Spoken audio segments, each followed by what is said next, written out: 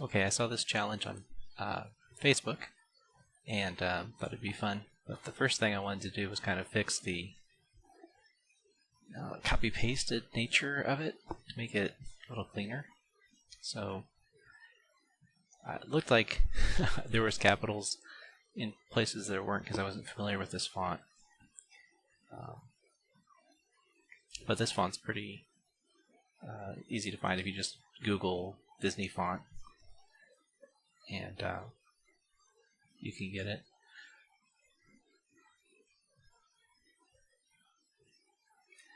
But I think it's called Walt something. Waltograph. There it is. But then, whoever the original author was, they had some different custom kerning on the letter spacing. So first I wanted to make the size about right, and then I have to adjust the spacing between the characters. I'm doing all this in Inkscape.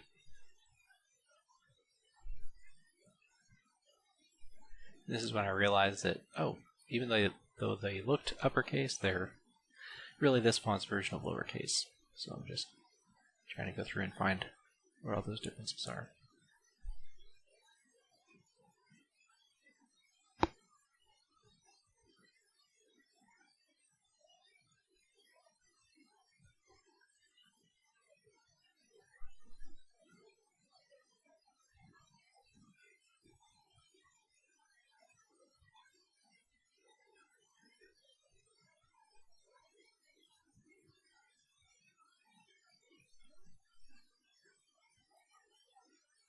Sometimes there's graphical bugs in Inkscape. Even though you can't see the top of that M, it's there. It's just kind of a bug from zooming in, zooming out. This is where you adjust the letter spacing. So I'm just kind of guessing, throwing in a really small number and then incrementally adjusting it until it gets about right.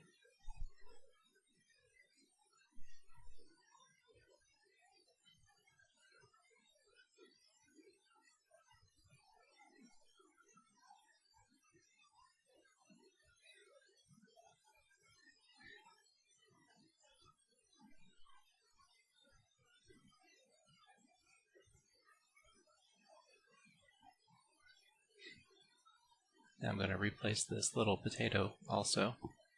This is just the bezel Bezier tool, the pen tool. When you're doing this, you just you click and hold, and then you can adjust the curvature.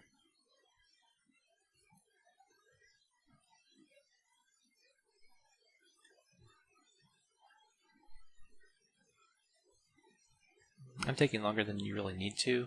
You kind of just want to plot some points about where they should be and then go back and adjust it later. So this doesn't need to be this time consuming.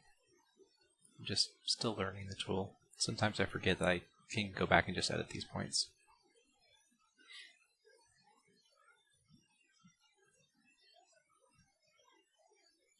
And again, I just want this to be about the same thickness, so I'm just incrementing it up. I think I used 3 or 4 for the stroke thickness.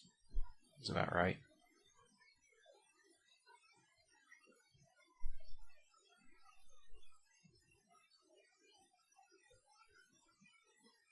Let's see how easy it is to move the points. That's why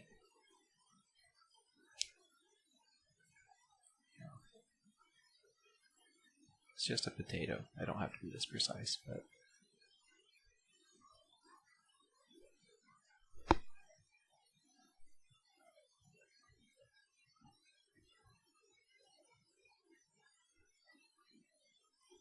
the reason that moved that way is I had multiple points selected. So you just shift click to select more than one point if you want to.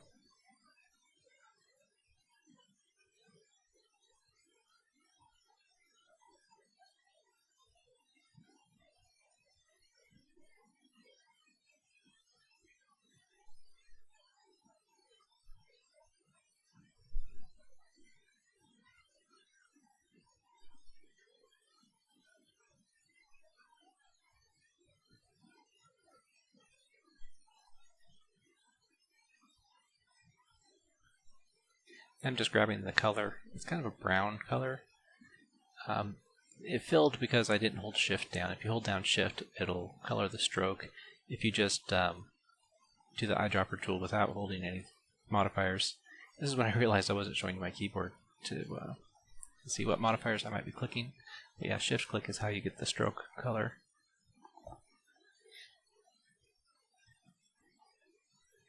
Control and shift, one of those constrains it to be a perfect circle. The other one has it expand from the center rather than from the corner. I almost always hold both of them. I think control is the one that's doing the constraining, and then shift is what's making it expand from the center.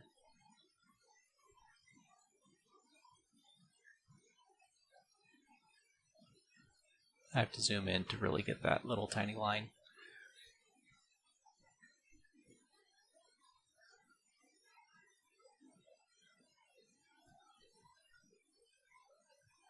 So again, I just play with the width until it gets about right.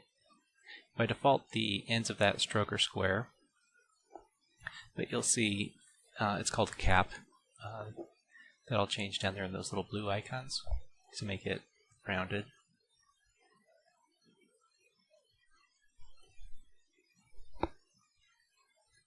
The eyedropper tool to grab that color.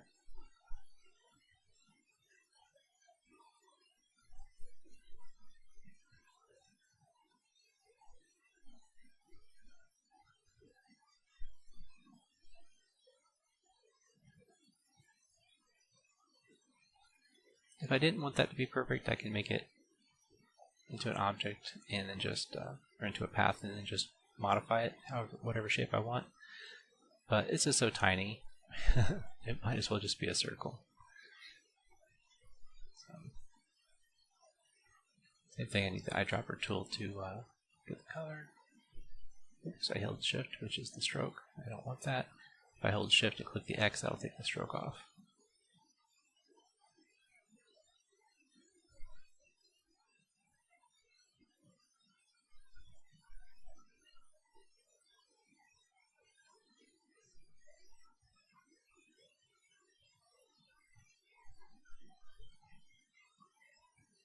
That looks good.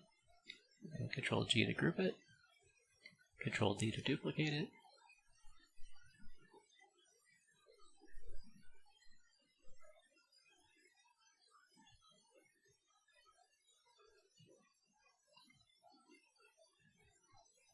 Instead of the pen, I think I'll just draw little squares.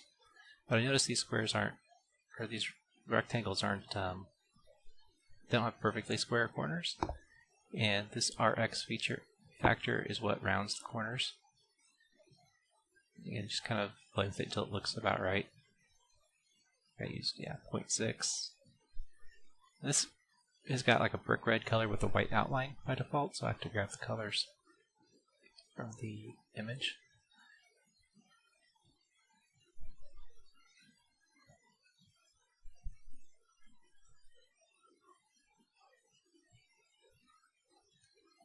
And I duplicated it with Control D.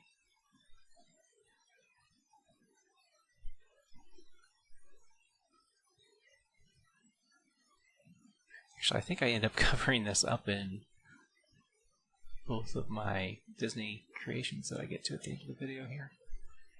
But just for accuracy, I'm starting with the same. I want to make it as similar to the original template that I was given on Facebook as possible.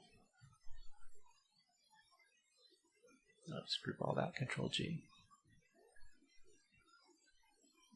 That kind of a blushing there, I don't do this often, but it's a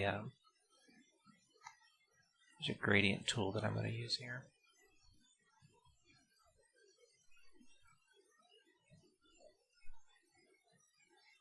And since I don't use it too often, I can't remember where the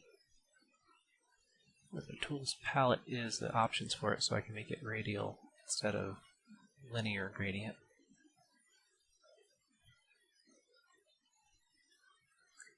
Probably making this more difficult than it needs to be. clicking on those individual points lets you change the color for the beginning color of the gradient and the end color by just clicking on the square or the circle. But I've only got 2 points because I don't have radial selected.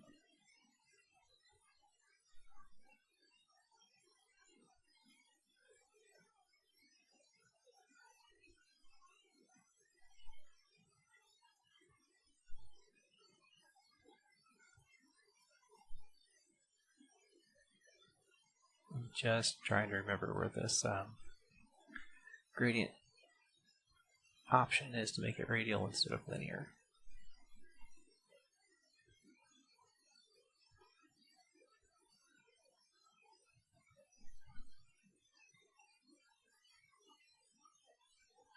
It's frustrating.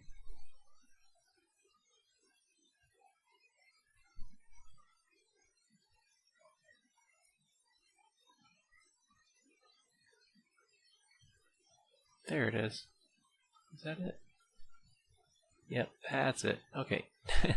Now it's a radial blur the way I want. This is such a subtle feature anyway. I probably don't even need to do this, but so I click the circle. That's the end color for that point. Click your radial tool again to get that back. And the square, this will be the start color.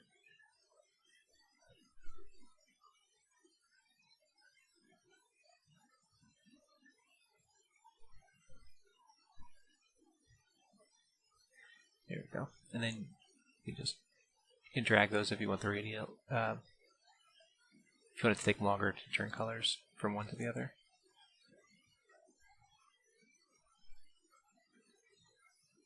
That's good enough. And then page down is how you move the layers. So I clicked page down to move that below. Control D to duplicate it. It's a little bit smaller on this side. And then page down, I'll get it below the eyeball. Then I'm just going to fill in the default potato body.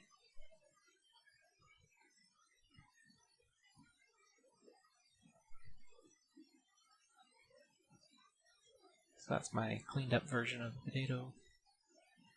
And the text on that layer, and then the background is the original image I started with.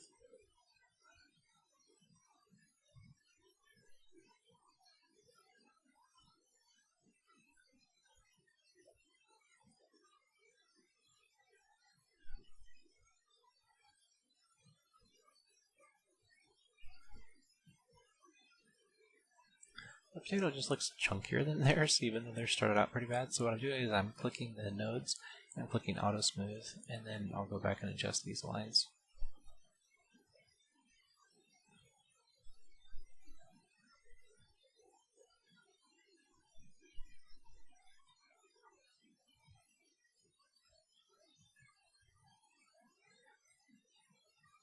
When you look at the node, these little nodes, if they're circles, they're considered smooth. If they're squares, they're considered corners.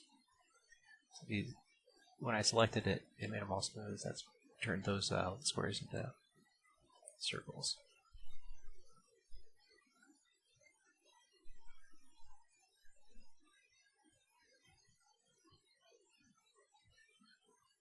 Looks better.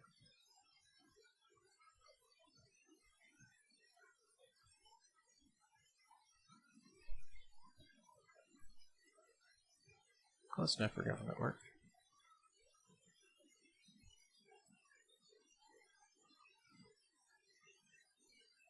Okay, my eyes were a little bit bigger than theirs. Control D duplicates.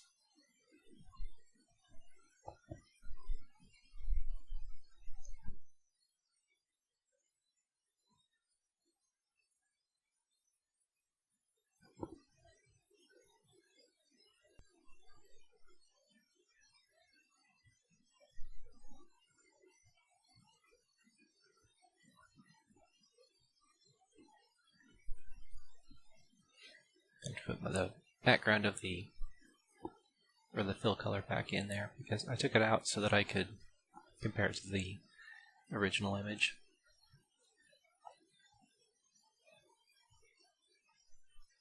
That looks better than what we started with, at least. The other one just looked like it was a copy of a copy of a copy of a copy.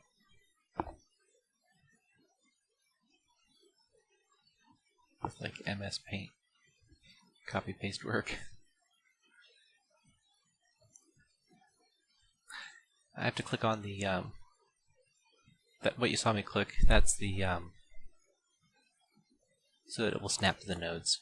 In this case, I'm snapping it to the actual page, the corners of the page, and then taking out the stroke and making it white.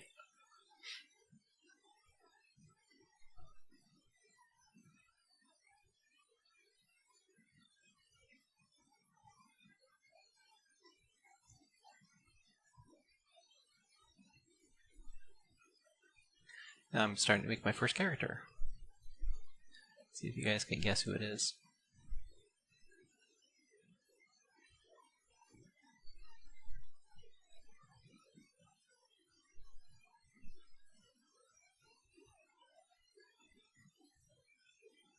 This is the first shape that I really saw with this potato.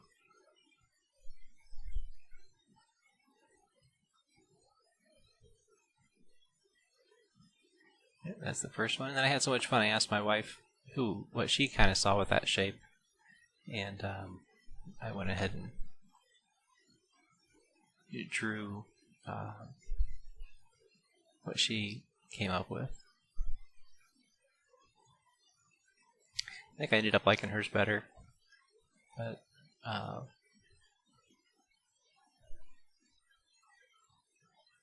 maybe it's a little bit more traditional versus the one that I went with.